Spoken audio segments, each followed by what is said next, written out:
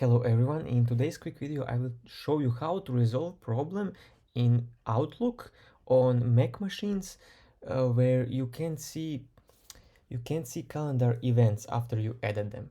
So this is the problem that I had with one of the latest versions. So I added all day events for Thursday, Friday, then I closed Outlook, and the next time I opened it, this was empty, and then I added again because I wasn't sure if I added them before or not. Then the second time the same thing happened, and then the third time I again added new events, and then I checked on Windows machine, and there were 3 events for each of these days.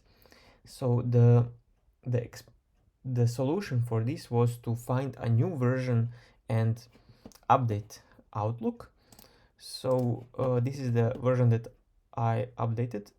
This is the current version that I have, 16.81.2, and the description of this version was bug fixes, and basically that resolved this issue, and now everything works perfectly. Thank you all for watching. See you in the next video. Bye bye.